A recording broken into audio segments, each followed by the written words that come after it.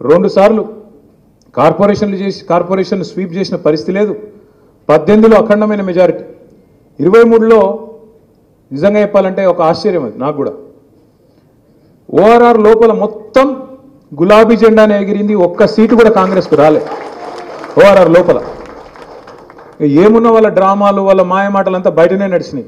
హైదరాబాద్లో మీరు కొద్దిగా తేజ్ కాబట్టి నమ్మలే, కాంగ్రెస్ దొంగలు వీళ్ళని చెప్పి నమ్మలే మీరు. అదే బయట మోసం జరిగింది.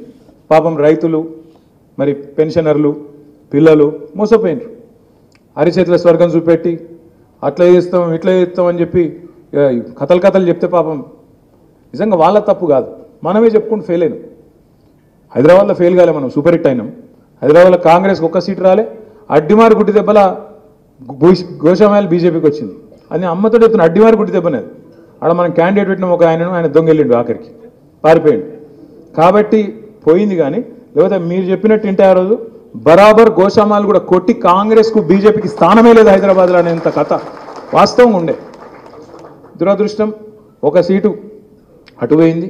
తర్వాత ఉప ఎన్నిక వస్తే కంటోన్మెంట్లో ఓడిపోయింది. ఇదంతా మీకు ఎందుకు చెప్తున్నా అంటే 2023 డిసెంబర్ నాటికి ఈ రోజుకు ఇప్పుడు మల్లారెడ్డి సాబ్ చెప్పింది ఉత్తగానే చెప్పలే.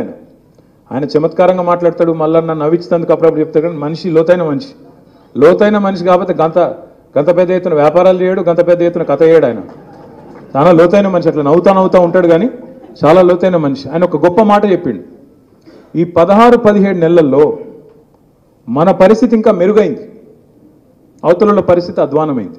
ఒక్కటి కాదు ఎన్ని ఘాతకాలు. హైడ్రా పేరు మీద అరాచకం. రేవంత్ రెడ్డి గారి అన్న ఇల్లేమో కూలది, పైసలున్నోని ఎవ్వనిల్లు కూలది. బాగా ధనవంతులైతే ఎవ్వనిల్లు ముట్టుకోరు, కానీ గరీబ్ గారు మెట్టుగూడల రోడ్డు మీద దుకాణాలు పెట్టుకుంటే వానిగులు కొడతారు. హాకర్స్ వాళ్ళు ఏంది పాపం రోజు తోపుడు పనులు, వాళ్ళను సికింద్రాబాద్లా, సనత్ నగర్లా, జూబ్లీ హిల్స్లా ఏడబడతాడు గుంజుడు కొట్టుడు గుద్దుడు. పేదవాడు ఏం చేస్తాడు, గుంజవతల వాడేస్తారు. నాచారంలో నేను చూసిన ఒక చెప్పుల దుకాణం గుంజి పారేసిండ్రు. కూకట్పల్లిలో ఆఖరికి బుచ్చమ్మ అని ఒక లేడీ హైడ్రా వచ్చిన ఇల్లు కూడా కొడుతుందని చెప్పి గుండాకి చచ్చిపోయింది భయంతో. నేను కృష్ణారావు గారు పోయినాం. ఇట్లా ఈ హైడ్రా అరాచకం వల్ల ఇవాళ హైదరాబాద్లోని మధ్యతరగతి ప్రజలు, దిగువ మధ్యతరగతి ప్రజలు, ఎందుకంటే బలిసిన వాళ్ళకి ఏం కాదు, ఎప్పుడు వాళ్ళు మంచిగానే ఉంటారు. ఎవరినో పట్టుకుంటారు, రేవంత్ రెడ్డికి ముఠ చెప్తారు, ఆయనకి నడుస్తూనే ఉంటాయి, వాళ్ళకేం కాదు. కానీ ఎవరైతే పేదవాళ్ళు బక్క చిక్కిన వాళ్ళు ఉన్నారో కోర్టు ఆర్డర్లు ఉంటే కూడా, కోర్టు చెప్తే కూడా సండే సాటర్డే చేయొద్దా అని చెప్తే కూడా తెగించి ఇష్టం వచ్చినట్టు హైడ్రా పేరిట అరాచకం. ఏమైంది హైడ్రా అరాచకంతో? ఇవాళ దారుణమైన పరిస్థితి. హైదరాబాద్లో, రంగారెడ్డిలో, వికారాబాద్లో, మేడ్చల్ జిల్లాలో రియల్ ఎస్టేట్ మీద ఆధారపడి ప్రతి ఊళ్ళే పల్లెటూళ్ళే కనీసం ఒక 50-100 మంది పిల్లలు ఉంటారు. కొంతమంది ఏజెంట్లుగా చేస్తారు, కొంతమంది ఇంకో పని చేసుకుంటారు. మొత్తానికి నిర్మాణ రంగం మీద ఆధారపడి ప్రతి ఊళ్ళే ఉంటారు. అదే హైదరాబాద్ పట్టణంలో కోవిడ్ అప్పుడు మేము చూసినాం, మేమే ఆశ్చర్యపోయినాం. ఒక్కొక్క లేబర్ క్యాంపుకు పోతే వేల మంది మన రాష్ట్ర పౌరులు ఉన్నారు, బయట రాష్ట్రాల్లో ఇంకెక్కువ ఉన్నారు.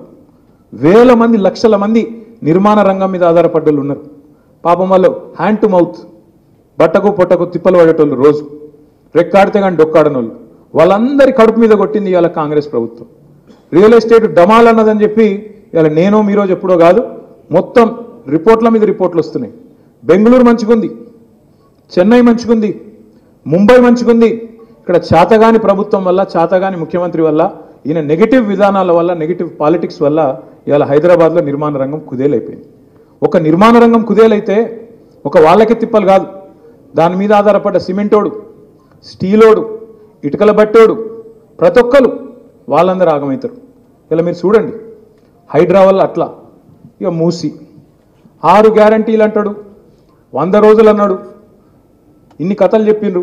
మొత్తం 420 హామీల list, SC declaration, ST declaration, BC declaration, యువత డిక్లరేషను, రైతు డిక్లరేషన్, ఇన్ని చెప్పిండ్రు.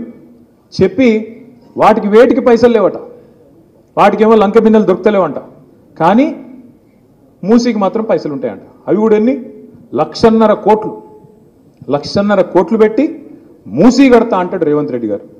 ఎందుకయ్యా మూసీతో మురిసే రైతులు ఎంతమంది, మూసీతో వచ్చే ఉద్యోగాలు ఎన్ని, ఇది అడిగితే సమాధానం చెప్పాడు. మూసి ఏం చేస్తావు, మూసి మేమే కట్టినాం కదా ఎస్టీపీలు మొత్తం, నువ్వేం చేస్తావు? కేవలం గోదావరి నీళ్లు తీసుకొచ్చి గండిపేటలో వస్తే మంచిగా కిందికి దబాయించి ఇవ్వచ్చు కదా, మంచి స్వచ్ఛమైన నీళ్లు, ఎందుకు ఆగం చేస్తున్నావు, ఎందుకు ఇన్ని బతుకులను ఆగం చేస్తున్నావు, ఇల్లుగులో కొడుతున్నావు అంటే సమాధానం రాదు. వాళ్ళందరూ ఏడుస్తుంటే, బూతులు తిడుతుంటే వాళ్ళ మీద కేసులు పెడతారు. కడుపు మండినోడు బూతులు తిట్టక ఏం చేస్తారు? మరి మనం తిడుతున్నామా? ఇలా రేవంత్ రెడ్డి గారిని జనం తిట్టే తిట్లు ఇంకో ముఖ్యమంత్రి ఇంకో నాయకుడు అయితే అమ్మతోడు చెప్తున్నా ఆయనతో బకెట్లో నీళ్ళు పోసుకుని అలా దుంకి చచ్చిపోతుండే. రేవంత్ రెడ్డి కాబట్టి నడిచిపోతున్నా అని దులుపుకొని పోతున్నాయి. అంటే ఇది ఒక్కటే కాదు, ఇప్పుడు అదే అన్న యాద్ చేస్తున్నాడు.